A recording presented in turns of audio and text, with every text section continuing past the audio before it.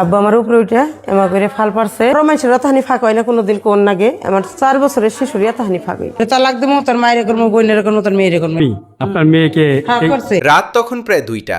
চারদিকে গভীর নীরবতা। একই বিছানায় ঘুমিয়েছিলেন এক মা, তার ছোট্ট মেয়ে আর স্বামী। হঠাৎ গভীর রাতে শিশুর কান্নায় ঘুম ভেঙে যায় মায়ের। ঘুম থেকে উঠে তিনি দেখেন তার 5 বছরের মেয়ে ব্যথায় ছটফট করছে, পেট চেপে ধরে কাঁদছে। কিছুক্ষণ পর শিশুটি মাকে যা জানায় তা শুনে ভেঙে পড়েন তিনি। অভিযোগ ওঠে শিশুটির নিজের সৎ বাবার বিরুদ্ধেই। রাত 2:30টার সময় জাগনা পায়ে দেখি যে আমার মেয়া দাপাইতাছে নাগাল করে দাপাইতাছে মাইজা বেড়ে পায়খানা করছে দাপাইতাছে আর চিহির পাতাছে পেট ধরে। তা আমি বলছি মা তোমার কি হয়েছে? কই আব্বু আমার এই নাগাল মা আব্বু আমার এই নাগাল করে আমার মারছে। আব্বু আমার উপরে উঠে এমা করে ফাল পারছে আমার এরকম হয়েছে আমি হেনার বাসম না আমার মাইরে ফেলাইব। পেট ধরে অনেক সিহির পারছে। সিহির পারার পর আমি টয়লেটে নিয়ে গেছি। আমার মেয়ে টয়লেটের হাতে বিলাটও ভাঙছে, আবার পাতলা পায়খানা করতেছে, এখনও পাতলা পায়খানাই আছে ওর।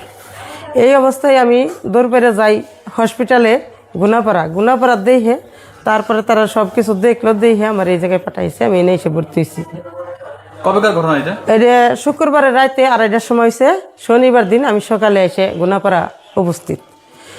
গুনাপাড়া থেকে আমি এনে দুপুরবেলা আমি ভর্তি হয়েছি এই জায়গায়। ওর বাপে মতি ব্যাপারই করছে, সৎ বাপে। মায়ের ভাষ্য অনুযায়ী গভীর রাতে ঘুম ভাঙার পর তিনি দেখেন মেয়েটি অস্বাভাবিক আচরণ করছে। শিশুটি জানায় তার বাবা তাকে আঘাত করেছে। পরে মেয়ের শারীরিক অবস্থার আরও অবনতি হতে থাকে। বারবার পাতলা পায়খানা, প্রচণ্ড ব্যথা আর অস্বাভাবিক রক্তক্ষরণ দেখে আতঙ্কিত হয়ে পড়েন মা। কোনো কিছু না ভেবেই তিনি মেয়েকে নিয়ে দ্রুত হাসপাতালে ছুটে যান। প্রথমে স্থানীয়ভাবে চিকিৎসা নেওয়ার চেষ্টা করা হলেও পরে তাকে বড় হাসপাতালে পাঠানো হয়। সবচেয়ে ভয়ঙ্কর অভিযোগ হলো এই ঘটনা নাকি প্রথম নয়। মায়ের দাবি এর আগেও একাধিকবার তার মেয়ের ওপর এমন নির্যাতন চালানো হয়েছে। তারপরে মেয়ে ধরছি, ধৈরা বলছি মেয়ের একটু করে, তারপর বলছি যে কোরআন শিবটা ধরে কথাটা বলো। আমার স্বামী ঘুমের ভাঙ ধরছে, আমি কিছু উঠো কোরআন শিবটা ধরো। তো দৈরা কথাটা বলো যে আমার মেয়ে সত্য না তুমি সত্য নাকি জিনপুরি সত্য। আমি এটার জন্য কাছি। তাহলে আমার স্বামী বলতে জিনপুরি ধরে মাকে তোরে নিয়ে আমি খাবো না, তোরে তালাক দেবো তোর মায়ের করবো বললো। তখন কি আমি কি সুস্থ ছিলাম? আমি পাগল হয়ে গেছি। আমি মেয়ের সঙ্গে পাগল হয়ে আমি দৌড় পাইরে আমি মেয়েটারে হসপিটালে কোনে আনছি। আমি তো তখন তার খুনই করতে চাইছিলাম। তখন যদি হে পলাই না আসতো আমি খুন করে জেল কাটতাম, তাতে আমি খুন করতে পারি নাই। প্রায় 2 মাস আগে শিশুটির শারীরিক জটিলতা দেখা দিলে বিভিন্ন চিকিৎসকের কাছে দৌড়াতে শুরু করেন তিনি। শিশুটির শারীরিক অবস্থা এতটাই খারাপ হয়ে গিয়েছিল যে চিকিৎসকরা উদ্বেগ প্রকাশ করেন। মেয়েকে সুস্থ করতে গিয়ে ইতোমধ্যে কয়েক লাখ টাকা খরচ করেছেন বলেও দাবি করেন তিনি। অপরে যে মেয়েটার হাতে একবার ছাড়া 3বার করছে। 2 মাস আগে মেয়েটার মনে করেন প্রসাবের রাস্তাটা পুইরে এভাবে বাঘ হয়ে গেছে, বুঝছেন। তার মধ্যে মেডিসিন পাওয়া গেছে, মেডিসিন দিয়ে জায়গাটা মনে করেন 4 বছরের শিশু, তখন মনে করেন এতহানি ফাঁক হয়ে গেছে। বড় মানুষের এতহানি ফাঁক হয় না কোনোদিন কোন নাগে আমার 4 বছরের শিশুর এতহানি ফাঁক হয়ে গেছে। আমি মা ওই নিজে চোখে দেখছি, দুনিয়ার ডাক্তাররা দেখাইছি, আমি হেমতপুর ডাক্তার দেখাইছি, সাভার ডাক্তার দেখাইছি। আমি ডাক্তারের কাছে ঘুরতে ঘুরতে 3.5 লাখ টাকা আমি নষ্ট করে ফেলাইছি। ফকির পাকড়ের পাশে আমি ঘুরছি এই মেয়ের নিকে। এই মেয়ে ভালো করে আমি কেবল 2 মাস ধরে বসি, আবার ওই ক্ষতি করলো। ঘটনার রাতে মেয়ের কাছ থেকে সব শোনার পর স্বামীর মুখোমুখি হন ওই নারী। তিনি দাবি করেন পবিত্র কোরআন শরীফ হাতে নিয়ে সত্য বলতে বললেও তার স্বামী বিষয়টি অস্বীকার করেন, বরং উল্টো ক্ষিপ্ত হয়ে ওঠেন, গালাগাল ও হুমকি দিতে থাকেন। এমনকি তাকে মারধর ও ঘর থেকে বের করে দেওয়ার চেষ্টাও করা হয় বলে অভিযোগ করেন তিনি। এই ঘটনায় এলাকায় ব্যাপক চাঞ্চল্যের সৃষ্টি হয়েছে। একটু প্রশ্নের উত্তর দিবেন, আপনাকে কি ডিভোর্স দেওয়ার কারণে আপনি আপনার স্বামীর বিরুদ্ধে এই অভিযোগ করলেন? না, ডিভোর্স তো আমার আরো আগেও দিতে চাইছে বা ঈদের পরও দিতে চাইছে।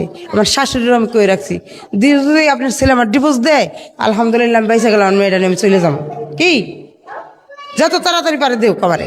আপনার স্বামী কি স্বীকার করছে যে আপনার মেয়ের সঙ্গে এই ঘটনা ঘটেছে? আমার স্বামী স্বীকার করে নাই, স্বীকার করবো না বলেই সে ভেজালে পড়বো না, স্বীকার করবো না, হে এই কাম করবো। ঠিক আছে, কিভাবে বুঝলেন যে সেই এই ঘটনা ঘটেছে? সেই ঘটনা ঘটেছে একটা ঘরের মধ্যে একটা মহিলা থাকে, একটা বাচ্চা থাকে। হ্যাঁ, ঘরটা দরজা লাগাই না থাকে, এনে কি আর কোনো পুরুষ পোলা থাকে? যদি রাতে ঘুমান আপনার স্ত্রী ছাড়া সন্তান ছাড়া আরো কেউ রাখেন আপনি হাতে বিছানায় কোন থাকে না তো? এখন ডাক্তার কি বলছে? ডাক্তারও হে তাই প্রমাণ পাইছে।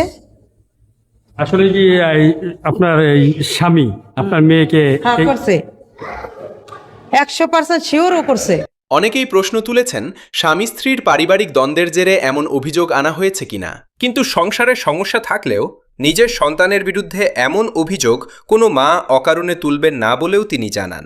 মায়ের বক্তব্য অনুযায়ী ঘটনার সময় ঘরে অন্য কোনো পুরুষ ছিল না। আমি অনেক সহযোগের মধ্যে আমি পুলিশের কাছে আমি অনেক সহযোগিতাও চাইছি।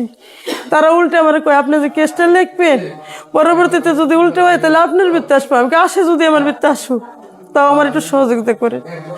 এই নাগাল করে সহযোগিতা কেউ আমার করে নাইছি। এর আগে ঘটলো, আপনি বিচার চাইছেন কোথায়? আমি সিঙ্গের যাইয়ে কেস লিখছিলাম, বুঝছেন, আমার কাছে ফাইলও আছে। আমি যে কাগজটা লিখছিলাম তারা আমার অনেকভাবে বুঝাই কইছে, মদ্দা ধরে যাবার কইছে, ঈদা ধরে যাবে, আমাকে পামু কোদাল। আমি তো চিনি না কিরা বেছে কিরা কি করে, আমি তো যাই না কোনোদিন, গড়তে সন্ধ্যাইলে বেরিয়ে নামি। মানে মদ্দা ধরে মানে কি?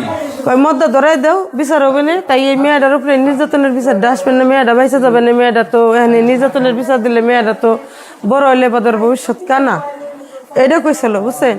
কিন্তু অপরে সেই নির্যাতনের মামলায় আমার এখন দেন লাগতেছে, কপাল দোষে।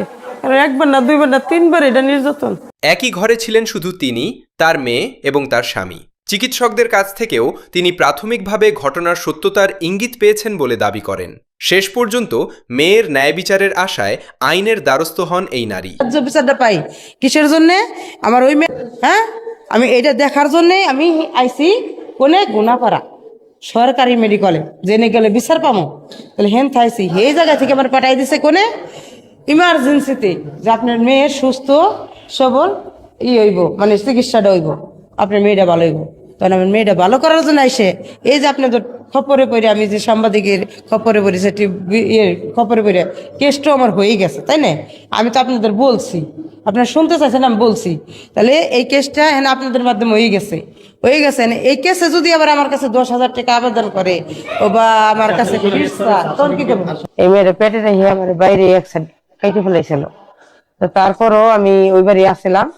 তিনি জানান, থানায় অভিযোগ করতে গিয়েও নানা ধরনের নিরুৎসাহিত করার চেষ্টা করা হয়েছে। তবুও তিনি চান তার মেয়ের সঙ্গে যা ঘটেছে তার সঠিক তদন্ত হোক এবং দোষী ব্যক্তির বিচার নিশ্চিত করা হোক।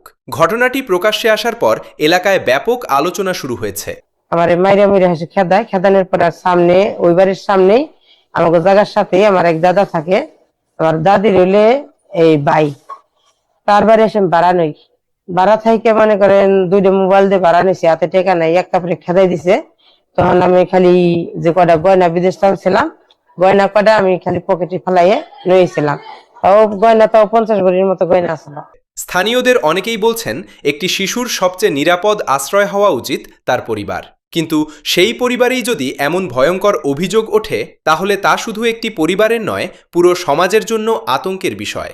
এখন সবার প্রত্যাশা সুষ্ঠু তদন্তের মাধ্যমে সত্য বেরিয়ে আসুক এবং অভিযোগ প্রমাণিত হলে এমন দৃষ্টান্তমূলক শাস্তি হোক যাতে আর কোনো শিশুকে এমন বিভীষিকার মুখোমুখি হতে না হয়।